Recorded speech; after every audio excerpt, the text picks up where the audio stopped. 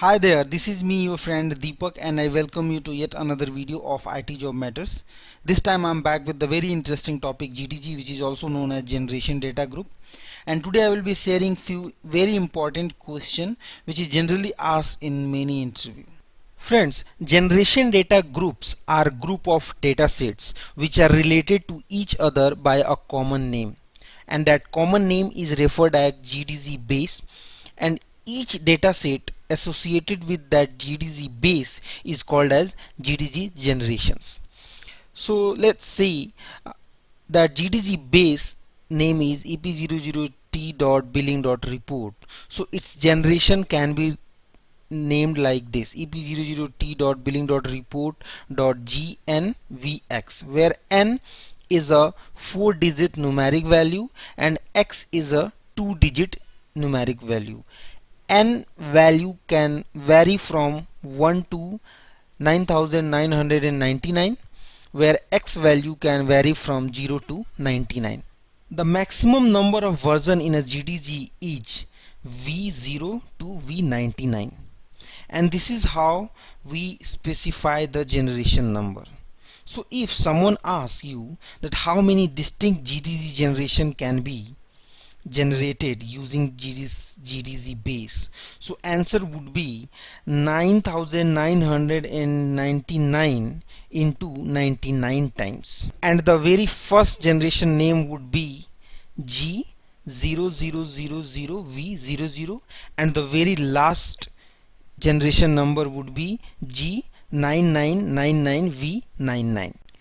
But GDZ has a maximum limit of 255 generations only. It means at a time maximum 255 generation can be catalogued, or you can say like at a time we can see only maximum 255 generations in 3.4 option of ISPF. The current generation is normally referred as GDG base name, and in bracket we need to mention 0, where to refer the previous generation we need to mention -1, and to refer the next generation we need to mention +1. The GDG base can be also referred with their generic name like this. Friends, the GDG datasets are referred in JCL using GDG base and their relative number like this. So the same JCL can be used again and again without changing the dataset name, and this is the biggest advantage of GDG. Friends, why we use GDG? Let's try to understand this by this scenario. Usually in production environment, for every month we need to run some job to create report for particular month or week. So let's suppose for January we can code like this in JCL, or for February we can code like this in JCL. Likewise for March we can code like this in JCL. And likewise for every month we need to change dataset in name in JCL before submitting the job. And whenever we enter into the next financial year, we need to delete old year dataset manually, and that we need to do very carefully. And this process, this work is very tedious work or cumbersome work. But if we use GDZ, this type of work will be taken care automatically. What are the options when we use GDZ are provided? It will maintain all generations of dataset. It will delete and uncatalog older generations automatically, and it is very easy to refer current or older version of dataset in JCL. Apart from that, no need to change JCL again and again or every time whenever we submit the JCL. Friends, there are multiple options to create GDG base. The very first way is using ID cams. We can also create GDG base using ISPF screen 3.2, and there also ID cams is hit. Apart from that, we can do it using filehead also. Apart from that, we can create using TSO command, and again we can do it on command screen in ISPF, where we generally go on 6 option and then we hit the same TSO command there to create the GDG base. This is the TSO command to define a GDG base, and this is a JCL where we are using IDCAMS utility to define a GDZ base, and there are multiple options or parameters which we need to provide, like name, limit, no empty, scratch, no scratch. Let's try to understand these all parameters one by one. The very first parameter while creating a GDZ base is name of the GDZ base. And as we know, in JCL or in mainframe environment, dataset name can be of maximum 44 character, and in case of GDZ version name is of 8 characters, so remaining is 36 only. So we can say the GDZ base name can be of or should be of maximum 36 character only. Now we have limit parameter. Limit specify the maximum number of version that GDZ base can hold. Again, that number has a limitation up to 255 only. Limit value can vary from 1 to 255. Now we have empty and no empty option. So when we use empty, it uncatalogs all the generation when this limit is reached, and when we use no empty, it uncatalogs the least recent generation one by one. Now we have other option called scratch or no scratch. If we are using scratch, it will physically delete the generation when it uncatalogs the GDZ generation, and we will be no more able to refer back. But if we are using no scratch, it will just delete that dataset, but it will not uncatalog it. So if you want to refer back, we can refer it using unit and volume parameter. One more thing, if we have used empty, it will uncatalog all the generation when this limit is reached, and it will uncatalog all the generation, means no generation will be available anymore in the 3.4 option. But if we are using no empty, as and when we are creating a new generation, it will uncatalog the least recent generation. Friends, now let's discuss some of the frequently asked question which is asked in many interview. So the very first question is, let's say there is a JCL where there is a 3 step. Step 1 is creating a new GDZ version using +1, and the step 2 is using the same version which is created in +1, and the step 3 is also using the same version. Now when we run this job, it gets abandoned at step 2. So when we restart the job, what will be the generation of GDZ while restarting it, and what will be the generation of GDZ which we need to give it as a override while restarting it? As we can see here, step 1 got completed successfully, and then at the step 2 it got abandoned due to some issues. So in this case, we need to give 0 generation as a override at the time of restart, as new generation would be created, will get updated in list as well, as this job is completed. Yeah, obviously not successfully, but this job is completed, and especially this step is completed where this GDZ was supposed to created. So it would have been created and it would have been got updated in 3.4 as well. So in this case we need to give override as 0. This is the second possible question. Suppose there is a job, it has 5 steps, and in the first step 1 generation got created, and the same new generation needs to be referred in 4th step. How do you refer that? So in the first step, new generation is being created, and there it will be mentioned as +1. To refer the same generation in 4th step, we need to mention +1.